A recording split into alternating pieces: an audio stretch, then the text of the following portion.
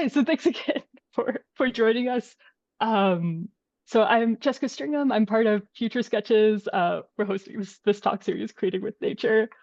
So this talk series is scrolling down the page, full of really, really cool folks. Last week we had David Rothenberg talk about performing with nature. We have Jesse from Nervous System speaking next week, and then Natalie Mybeck speaking after Thanksgiving.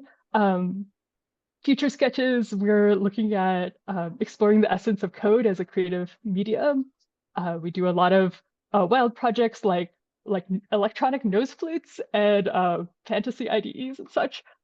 We're also accepting students. So if you're looking to apply, I'm going to send this form out into the chat right after this and stuff, and then please fill it out, and we'll send you the open house that we did last week. So I want to introduce Jer Thorp.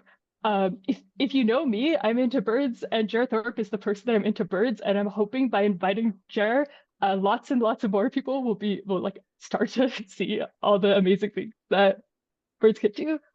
Jer Thorp is a data artist, best known for designing the algorithm to place nearly 3,000 names of the 9/11 memorial in Manhattan.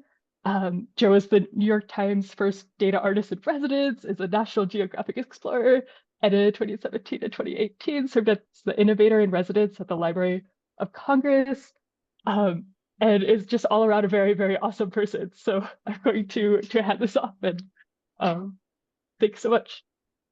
Hey, thank you, Jessica. It was really nice to be invited for this for all kinds of reasons. It was also just really nice to hear from Jessica again. Zach Lieberman, who runs the lab, I've known for probably 25 years. We're old friends, and it's nice to be even dipping a toe into a community that Zach has put together and curated. And then, yeah, this list of people who are involved in this little talk series. The next two are two of my like all-time heroes, so I hope people will watch those. Natalie is somebody whose work just continues to inspire me, and Jesse and Jessica from Nervous System are just the maddest mad geniuses that I know, and just lovely people who make really great things. So hopefully you'll have a chance to watch both of these. When I was invited to do this talk, I had some ideas, and then I kind of like waded deep into a pool of obsession over the last month or so, and I want to maybe follow that obsessive thread a little bit. This is going to be a little weird and a little rambling, and certainly not a shiny professional artist talk. So I hope that works vibe-wise for how everyone's feeling, but it also means that if you have questions, I'm going to try to leave a fair amount of time at the end so we can have a conversation, because I think that's can be the most interesting thing about these types of talks. In the beginning of October, I went down to Colombia. I went down to Colombia to run a retreat for this community that I have been running for about 2 years called Binoculars to Binomials, and I'm going to talk a little bit about that later. But when I decided to go down to Colombia, I immediately invited my friend Ryan Mandelbaum to join and to co-lead this retreat with me, because Ryan is just a wonderful person and has a vibe that was really in line with what I wanted to do with the retreat, but also actually really in line with the type of things that we're going to talk about today. Ryan is just this radically creative, radically generous person, and the reason why I think Ryan said yes so quickly is because Ryan had always wanted to see this bird, and it happens to be that this bird was about an hour and a half's drive from where we were going to do the residency. So the day before the residency, Ryan and I piled into a small car with a bird guide, and we went down to this really cool habitat. It's this dry forest habitat right by the ocean. It's a kind of a strange place, and we went there to find this bird, which is called a vermilion cardinal.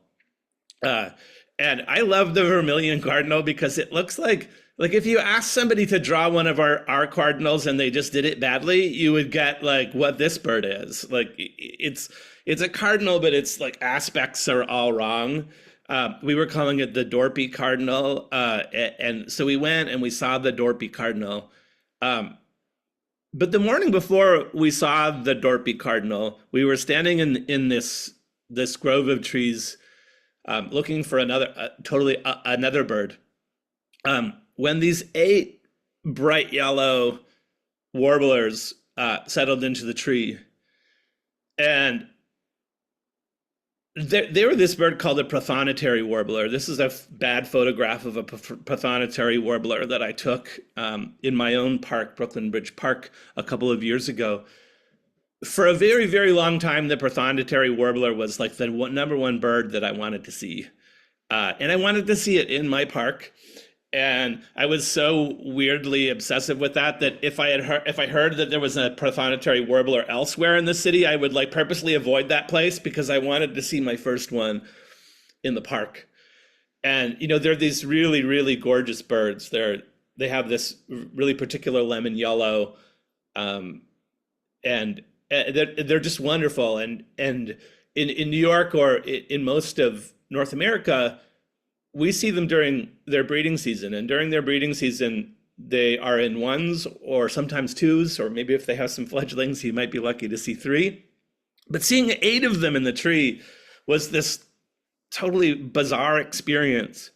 And I kind of marveled at it for a few minutes. And then I did something which is at the root of everything that I want to talk to you about today. I opened up this app that I use called eBird, and I tapped out 8 prothonotary warblers, and I pressed submit.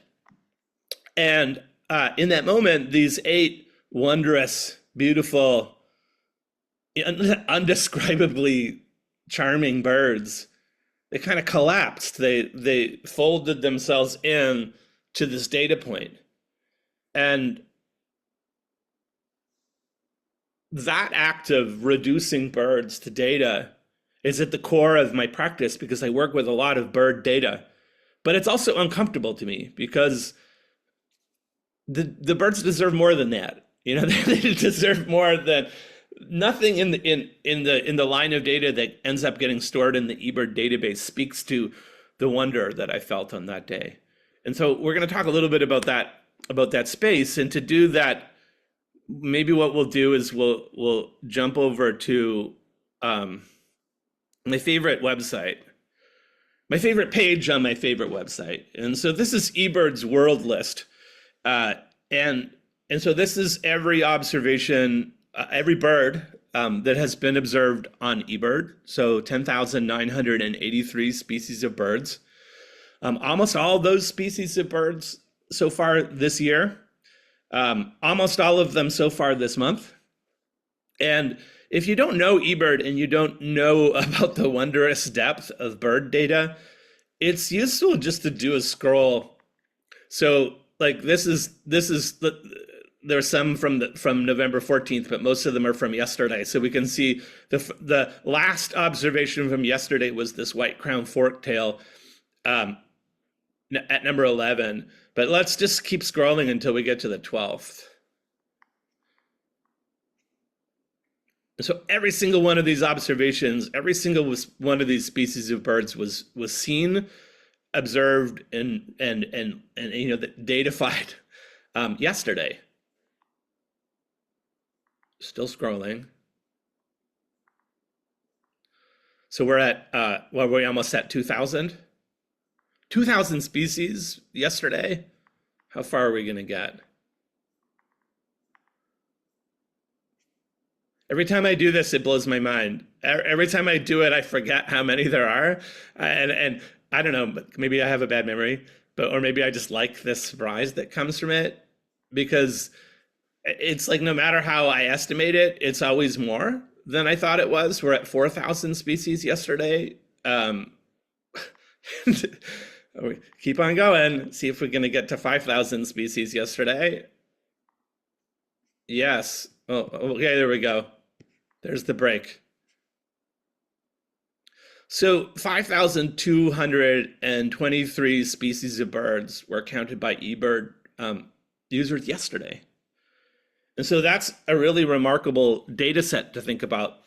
But it's also good to remember that every single one of these experiences was like mine. So here's Kenta Togo, who saw this lady ant wren and a whole bunch of other birds.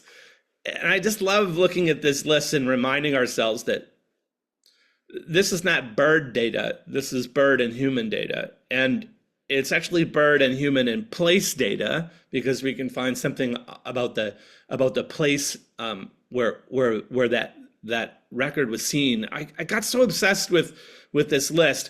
I got obsessed with this list in so many different ways. I'm actually writing a book that's all based off of this experience with the list.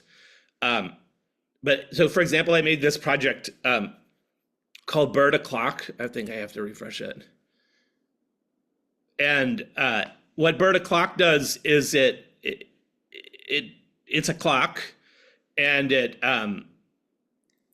goes and tells time using recent bird sightings. And I should have refreshed this before, because it's going to have to take a bit of time to wake itself up. And hopefully it works after it's woken up.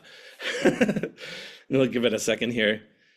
And so the idea here was that I wanted to have something in my house that would give me a window into all of those moments of delight. And I love using clocks as like discoverable mechanisms for discovery, because at any given time, like it's 12:17 right now. Oh, this maybe it's not going to work. Oh, there it is. So it's 12:17. So we're going to get the time. Well, I guess it's 12:18 now. As I said that sentence, it turned to 12:18, and so we're going to get the time being told by all these eBird observations. And I love this kind of window into the world. I love turning this on, because every time I turn it on, I learn about a new bird that I've never known anything about. But again, it gives us a window into all these little moments where people are having sometimes small and sometimes profound interactions with nature. And so you can, if you don't want it to be quite so mad, you can turn off the seconds and just have this more quiet version of it. You can put it up on the screen as you're working. And every time you look up, there'll be this new bird for you that maybe you know, but maybe you don't know. And again, a window into this kind of shared experience that we as birders, but maybe everybody has in a certain way. We can't really go outside without seeing a bird, whether that's a pigeon or a house sparrow or whatever that bird might be. This is Frank Chapman. He was an ornithologist. He would become the curator of birds at the American Museum of Natural History. He was also involved with government. Around the turn of the 19th century, there was actually a division in the government that was called the Division of Economic Ornithology. And so the idea for this group was they wanted to study the economy through the lens of birds. And so they were looking really particularly at how birds affect agriculture, both beneficially and non-beneficially. So at the time, Chapman had been really interested in the holiday season, and he was interested in the holiday season because of these things that people would do every year, where they would go out and in groups, and they would try to shoot as many birds as they could, and they would bring those birds home and dress them, and have these big meals with all the edible birds. And there's some amazing photographs of these market carts just absolutely laden with shorebirds and ducks and animals of all sorts. And what Chapman understood was that this was a data set. And so he would go to the markets and he would count the birds that he saw and kind of record what was being seen. But then also he was really interested in stomach content. So he would ask the hunters for the stomach contents of their birds, because the stomach contents of the birds would tell them something about what those birds were doing and what they were eating. Now, the turn of the 20th century was also a really profound time of technological change. And one of the big technological changes was in optics. So lens making became more affordable and better. And where this manifested most in kind of the broader world outside of astronomy was in opera glasses. These were these little handheld binoculars that you could bring to the opera so you could get a better view of the performers. And so people started using opera glasses to look at birds. And Chapman decided that, hey, I got an idea. Instead of shooting all these birds, let's recruit these kind of new community of people that are interested in looking at birds through their opera glasses, and let's go see how many birds we can count on Christmas Day. And so on Christmas Day, 1900 in Central Park, Chapman and a group of people did the first Christmas bird count. And 125 years later, people are still doing the Christmas bird count. You could go and do the Christmas bird count wherever you are in the world. There's probably somebody doing a Christmas bird count. And in doing so, you'll become part of a really huge data set, like similar to the eBird data set, although stretched out over decades and centuries. And I love the Christmas bird count. It's a really fun time for all kinds of reasons. I did my first Christmas bird count in 2021, and I did it at a place called Breezy Point, which is on the tip of Long Island, or it's outside of the main part of New York. You can think about it as being kind of near JFK, near Jamaica Bay, and so we went out there at dawn and spent a whole day counting birds. We saw some pretty cool birds. I was a bad photographer at that point. Well, I still am, but I had a worse camera.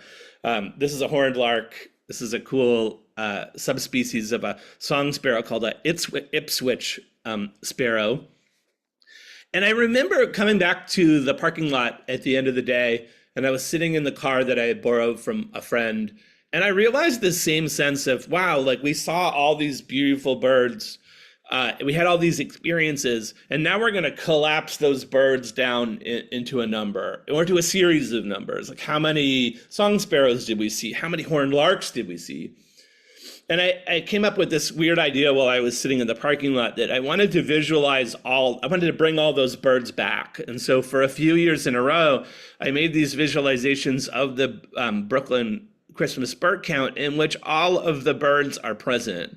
So this one, 51,567 birds that were counted, and they're all in the visualization. So if you wanted to go and count them one by one, you would end up arriving back at that total. And this was a really fun project, and I tried to make the birds kind of have a little bit of personality, and it's very Where's Waldo-y. Like, if you wanted to find a rare bird, you have to spend quite a lot of time looking for it. One of the challenges I had with this was color. I wanted the birds to be recognizable by color, but as I quickly found out, there was no good data set of bird colors. And so what I did for this project is I just built a really simple tool where I could import photos from Wikipedia, and then I would actually click in order on the bill, the head, the breast, the wings, the tail, and the feet. And then it would output this list of colors, and I had to go through and do that for about 150 birds. It was tedious, but it worked. And I really, really love the result of it. This project, like a lot of the projects I'm going to show you, is really not designed for the screen. It's designed to be really printed large. And so these prints, 36 by 36 prints, so that you could actually really get in and look at all the individual birds. Last year, I wanted to take this a little bit further. I had this idea that I wanted to be able to visualize every bird observed in Brooklyn over a whole year. And so this was the first of this series that I called the Every Bird series. and these again are these really hyper detailed prints, and each one of these little triangles is a bird that was observed in Brooklyn over the year. And so, if you have these hundreds of thousands into the millions of birds, and so the birds are no longer recognizable as little flying birds, but I did want them to be differentiable. And so the challenge was, okay, I have all these birds. How am I going to color them? And so I actually did this really fun process, where I took the entire taxonomy of birds, and I created a color set from them. So this was in itself a kind of fun project. And so this is what it looked like. So if we read this really at a low level, up at the top there, you have like some kind of weirdos, pheasants, pigeons, cuckoos, hummingbirds. And then when we go into blue, we're kind of talking about gulls and ducks and things like that. And then over on the left-hand side with the reds and purples, that's all the passerine perching birds. So now if we go back and read these things again, we can see how they are different. So this is one of my favorites. And by the way, these read like a clock. So the very top is the beginning of the year. And then if you go around clockwise, there's like a little ray for every day of the year. So 365 of them. And so we move through the spring and then into the summer at the bottom and then back again. And so Iceland is a great place for ducks. Ducks are the green and blue ducks and seabirds. And then the bird diversity and counts in Iceland are way, way higher during the summer, but also people are inside in the winter because it's very cold. Sao Paulo, on the other hand, people are never inside. They're always outside looking at birds. And Sao Paulo is this really rich space for passerine birds. And then also you get some purples from the parrots and birds that are really particular to the tropics. I love this one. In Miami, over the winter, there's a lot of seabirds that come in, and those are the seabirds that we see kind of in blue on the outside. And then I love this one in particular because I was raised in Vancouver, and one of the things that is really, really a Vancouver thing is that in the harbor there are these big ocean tankers that come in and bring oil and things in and out of the harbor. And it was just kind of coincidence that these huge clouds of these are the large dark blue ones. Those are sandpipers that come through Vancouver in massive numbers during the spring and the fall. But I love how they kind of render as like they're like these ships in the harbor, and I couldn't get enough of these. I just I made so many of them. They were really a delight to make, and then. But I could never give up this kind of idea that I wanted the birds to all have their actual bird colors. And so for a long time, I didn't want to wade into the water, into that particular water. And the reason for that is I figured that the way to do this would be to build a computer vision model. And I've always been a little bit allergic to that flavor of machine learning. But now with AI kind of taking the breath out of the room in every conversation we have about art and computers, it's the last thing I wanted to do was to train an AI model. But I was lying in bed one night and I realized, what I could do is I could go and I could scrape Wikipedia pages and try to get language about color. And then I could use that language to extract color. And so that's what I did. I built this little app. Took me forever and a day, but it allows you to put in a species of bird, and then it'll give you a list of colors that are associated to body parts. And so this is pretty fun to play with. It works for any bird. More or less, about 99% of the birds you can get colors for, and I had many years before written this really simple piece of code that will render feathers, and so I built I thought I would connect these two things and and make colored feathers for all of the bird species. And so this is one of the first tests to try to understand how it was working. And I spent the last month or so really trying to refine this as far as possible. And one of the results that I arrived at was this graphic, which this is every species of bird in the world now colored by the way people describe them on Wikipedia. I like a couple things about this. I like that it is not a direct relationship. Like we're depending on Wikipedia editors to describe these birds. And so sometimes they do this really good particular job of it, and sometimes they don't. And so we get this kind of fuzziness, which I've learned to embrace when I'm doing data work. There's part of me that does really want to chase this down and get the actual real colors. But as soon as I say that, I'm like entering a space that's not real, right? Like there is no actual real color because you see colors different than I do. And everyone who's a birder will know that the light on the particular day changes the way that the bird looks. Or if you're a photographer, you know how much you can change the colors, in post. And so like what color is a bird is actually a fuzzy question. And I like that this project kind of builds in some of that fuzziness. If Zach were here, I think he would agree that both of us, we have a lot of difference in our practices, but I think one thing we really like to do is we like to build tools. And so 90% of this work was building the back end that would give me these colors. And then once I have the colors, my gosh, there's so many things to do with them. And so I'll be releasing this data set and the API so that you can play around with it. But I spent a bunch of time over the last couple of weeks just kind of making things with it.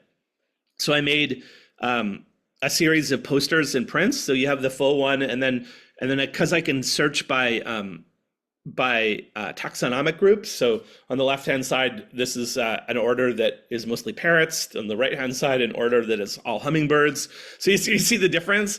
The feather sizes are related to the size of the bird, and so with the parrots, they're mostly large birds, but there's a fair amount of variation in size, whereas the hummingbirds are pretty much all tiny birds, and there's not a lot of variation of size across them. So actually this morning, I was working on a new version of this because the seed idea was, wouldn't it be nice if birders could make Christmas cards from their bird list and then send them to each other? And even though I didn't really get there, I got somewhere close to there. So this is the interface. And so if you're a birder, you can actually upload. Maybe I have to refresh. You can actually upload your life list in here, and it'll create from your life list. But if you're not a birder, you can use birds near you, and it'll load the birds near you. And then we have this kind of mandala composition here, but also these snowflakes, which you can just click until you find one that you like. And then if you want, you can purchase a print, or you can purchase postcards. This is not quite ready to go yet, so I know you can see the URL there. Use at your own risk, especially with the purchasing part, because it's not quite sorted out yet. So maybe just don't press the purchase buttons yet. But it will get sorted out, and this has been a really fun project for me to work on, and it kind of scratches this itch of exploration and kind of whimsy and delight. And I really don't want to have this talk only be about coding, because my relationship to birds is not about data. It's about the birds. And I've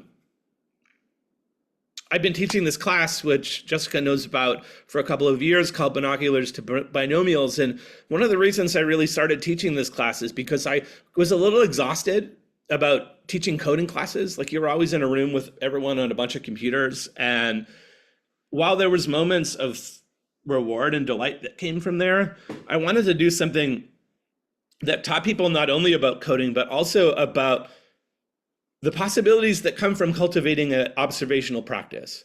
So the things that come from going out into the real world and stopping and paying attention, particularly those of us who engage with technology, I think we can lose sight of this really easily. That so much of the human experience is about slowing and kind of figuring things out. And so in the binoculars to binomials course, we split it in half. So half of it is people developing a birding practice. And then the other half is making small, fun things that can share like the data and joy. So this is a little zine that my friend Derek Kinsman up in Canada made about Canada geese.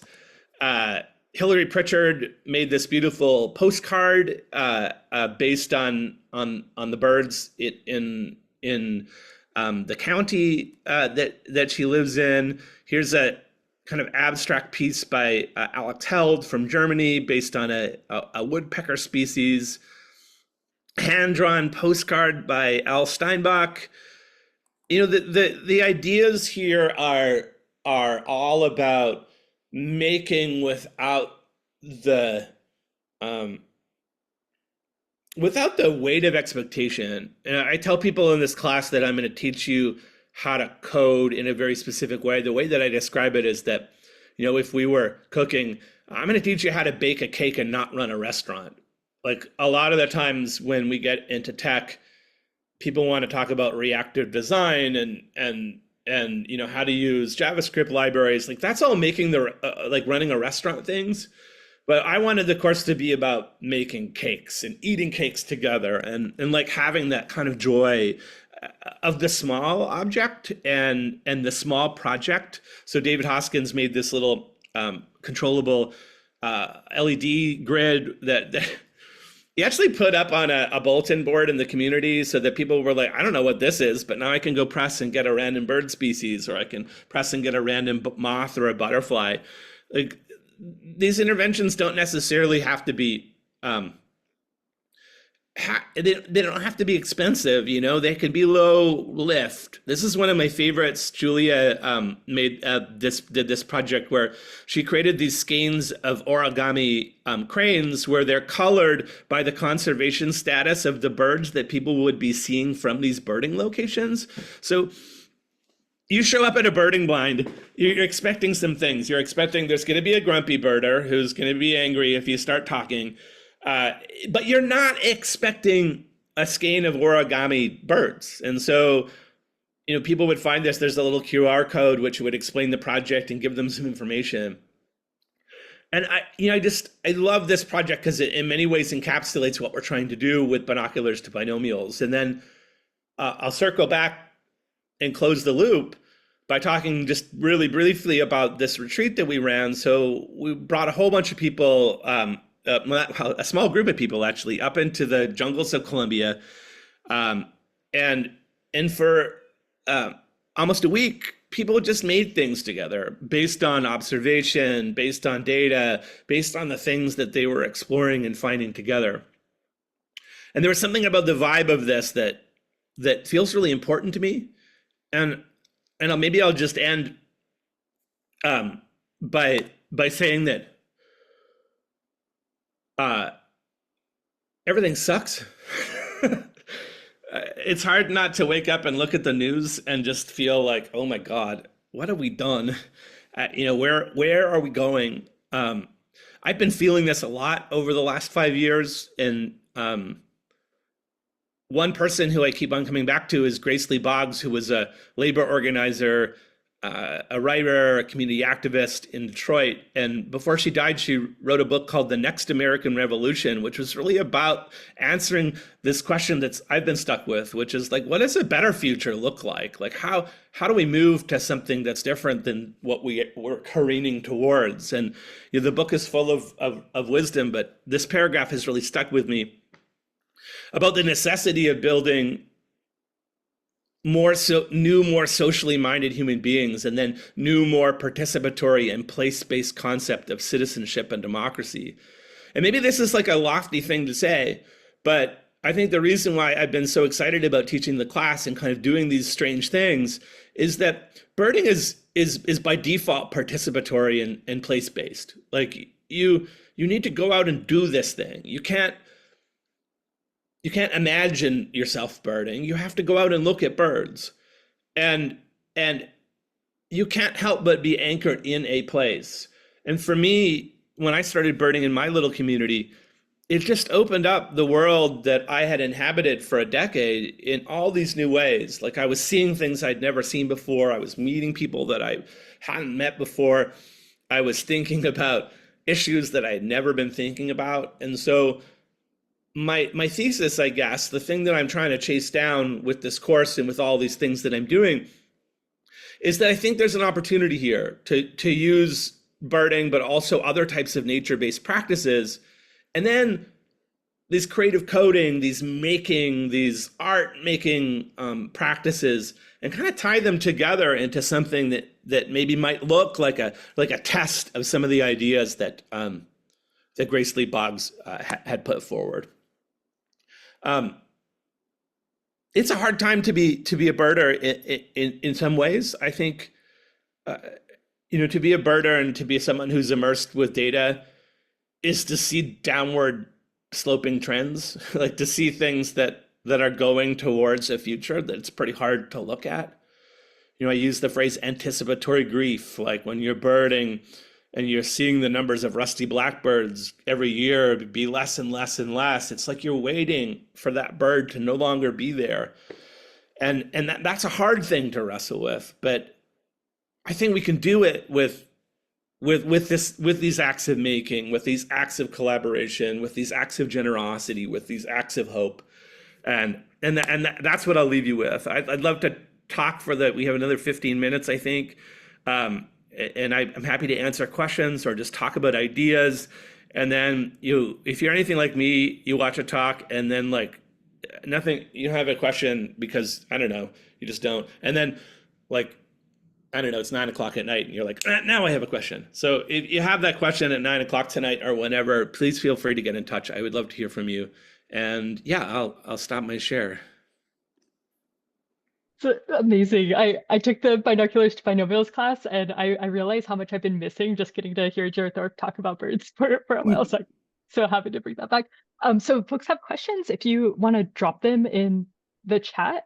And then I might start with one question. Yeah. Man, I had like yeah. I have too many questions. Let's see. I guess like one thing, well, okay, so one thing like definitely on my mind is when I'm doing some like birding and then I'm switching to coding. Like coding, I'm usually like at home on my computer, like very like in a very different state of mind. So how do you like balance these or like yeah, I don't know. I feel like I get out of the birding state of mind when I'm coding, but I'm working on the data that's about the birds stuff. Yeah. Well, having taken the class, we talk about this shift from searching to noticing when you're out birding. So this is something that I try to do really deliberately. And so I find when I'm out birding, I can get caught in this trap of searching. And that means that I'm like furiously like looking for a bird or just kind of wanting to add something into my checklist and so when that happens to me, I try to really deliberately slow my breath and it's like a widening of the field of vision and slowing down and to paying more attention to your other senses, hearing and smelling and with that widening comes like you're welcoming in more than you were before. So you're welcoming in noticing about the lichen that's growing on the tree, or you're noticing the smell of the tide. And no matter what, inevitably I find the bird in that state. Like the thing I was looking for comes to me because I've been more inviting towards it. So I think you can map that in coding. And it's about being mindful about when you're getting caught in that trap of searching, like when you're getting caught in a narrowing. And like that narrowing can be good. And we there, especially at certain times in a project, that kind of pruning off of things can be good.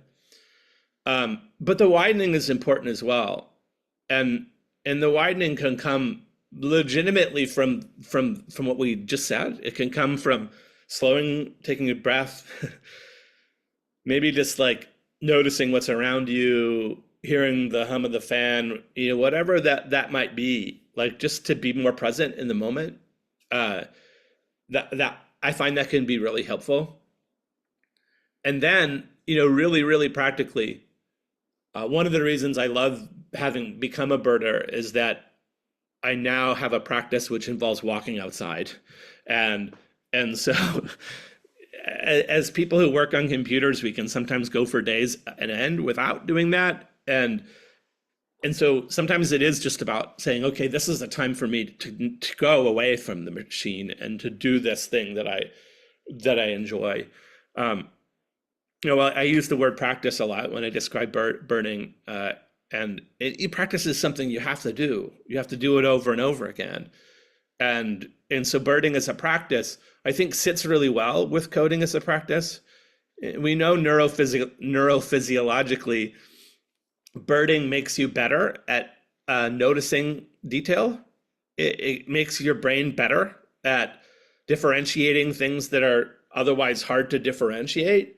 And I think that's a good skill for people who are designers and coders. And so if you're looking for a more practical way to sell yourself on developing a birding practice, there it is, right? Like go out and develop a birding practice and you'll be a better designer and you'll be a better coder because you're actually legitimately building neurons in your brain that didn't exist before.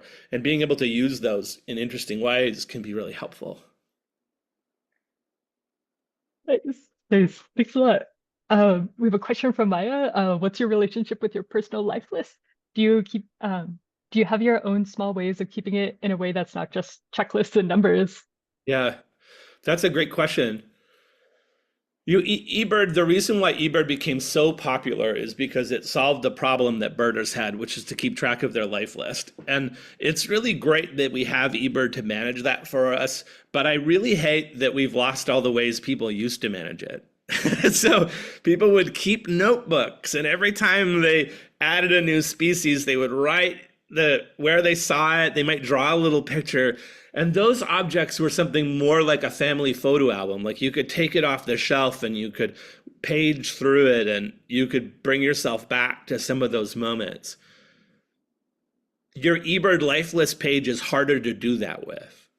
And so in the binoculars to binomials class, we make this visualization, which is a timeline of all your life list, but we render it as this field of flowers that are kind of waving in the wind, and you can go over them and get the same thing that you're seeing on that eBird page, but it kind of puts you into a different frame of mind.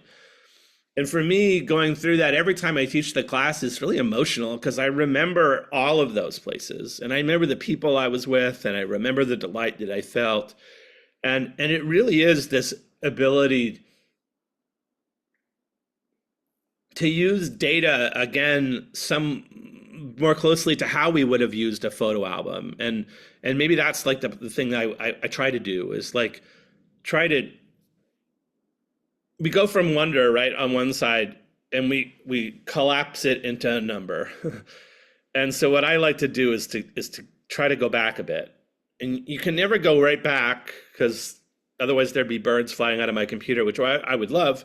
But even going a little ways helps us, right? So making it more aesthetic, making it more, evocative. These things give us some traction where we can refine some of that humanity that's in the data. Nice. Yeah, that was a really fun thing to learn from the class too, because I was like a data science machine learning engineer, and I was like data, but then it was kind of like learning to make the data more beautiful and connected with what it came from. Another question, did you discover some principles of design working with birds? I mean, this is a trick that I've used for a long time as a designer. Is like stealing color palettes from nature, right? Like even before I was a birder, I would keep a collection of photos that I'd taken of forests and whatever. And if I needed a good color palette, you just go, click some colors from there, and you can do the same thing with birds, because birds are just one. We could talk about the philosophy and neurobiology of this. Like, why does a bird look beautiful to us? I mean, that's a good question, right? But they do, and so I do feel like that's a place, and that's maybe where the root of my obsession with color in birds comes from. I don't know how many people know this, but the Pantone system was originally developed to describe birds, and so in ye olden days, before photography, these expeditions would go out and they would send back specimens and they would have handwritten descriptions. And then there would be painters whose job was to like make the bird out of the dead bird. And sometimes the dead bird's colors will have faded and whatever. And so they needed a system to be able to describe different shades of blue or different shades of green or different shades of orange. And so the birth of the Pantone system came from that, from a series of shades of blue that could be canonical, and so that people in different museums would be describing that shade of blue the same way. And it was only later that designers were like, hey, this would be useful for us because we also want to be able to describe a certain shade of blue in a certain way so that when the printer prints it out, it matches what I expect.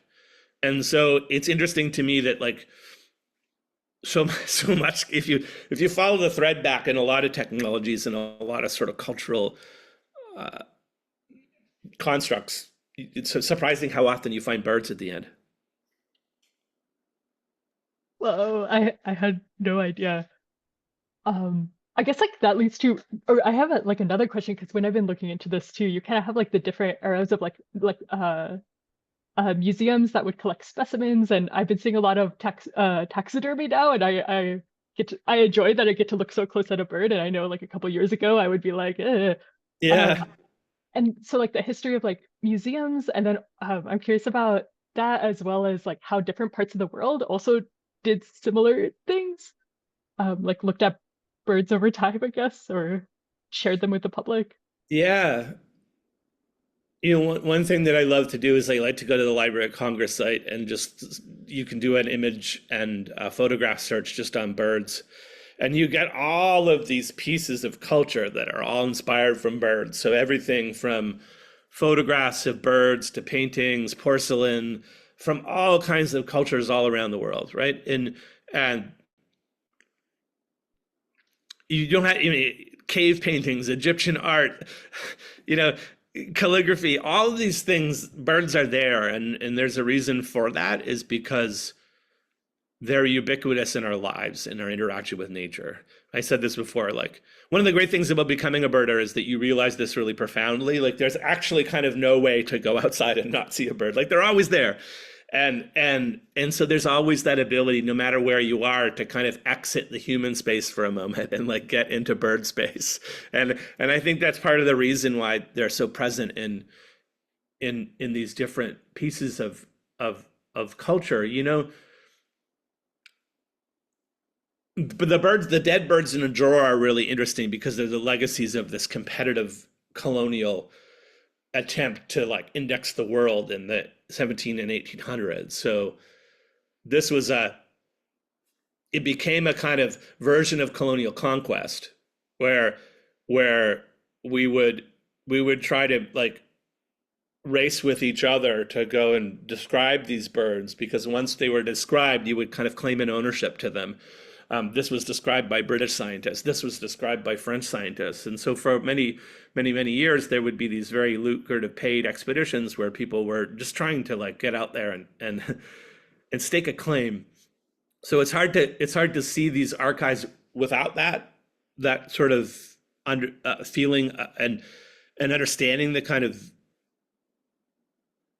like it's this knowledge base of islands, right? Like all these birds had names. Every one of them, they were already named, and yet we were like erasing all of these ways of understanding and knowing birds and kind of replacing it with this new way to know and understand birds. And and so that's fascinating and a little terrifying to me. Um, and there are lots of really good initiatives to try to turn that back a little bit. And if you go to Wikipedia pages for birds, more often we see indigenous names of the birds uh, beside the kind of English and scientific names of the birds. Um, but we're still bad at it. Like, 4 or 5 times a year, I see a press story that's like, scientific team in Borneo discovers new species of bird. It's like, no, they just went and like asked some indigenous people. Like, they showed them a picture and they were like, "Yep, that's over there." And they're like, they're still, it still goes on. Like, we still have this idea that like that Western scientific lens is the only valid way to look at birds, and that's something that I can try to confront and push against in my work. Although I don't think that successfully. There's other people on this list who do a better job of it than I do, but I think it's something that's really important to remember. And I say this in the beginning of our class, but especially in North America, all of our knowledge about birds rests on indigenous shoulders. Like, John James Audubon was not roaming across the land discovering birds. He was asking indigenous people where to go see the birds, and they would bring him there, and then he would take paintings of it. Like, everything we know about every bird on this in this country rests on that, and that's the same elsewhere. And so that's something, like, I think is important to remember and understand it, and again to push against where we can. Um, and in another version of this talk, I might lean in that direction and not towards these weird obsessive printmaking projects, but there are other ways that I think can work with birds that are a little different. I think that's great. Maybe like that's a good place to end unless anyone has any like last minute questions. But otherwise, thank you so much, Jer Thorp. This is fantastic. Yeah, Um, I want to make a shout out to somebody who's in this room, Walter Katindu, who's here, who is one of my favorite artists who works with birds, both through photography and sculpture. And yeah, if you do this lecture series again, then I think that's somebody who you who you should invite. Yeah, but it was really nice to see some faces in here that I haven't seen for a long time, and I hope we get that chance to see each other in person, maybe out looking at birds. And thanks for inviting me. I really enjoyed it. it's amazing. Thank you so much. Our next talk will be next week, starting at 12:30 on Zoom. It'll also be in person if you're in the MIT area and can get a hold of me, and I'll let you in. But yeah, Is it Jesse thank you next so. week or Natalie? Yeah, it's just next week, and then Natalie will be the week after Thanksgiving. Oh man, if you want, yeah, Jesse, man, there's no bigger brain on a human being than on Jesse, so that'll be a great talk. Thanks, everyone.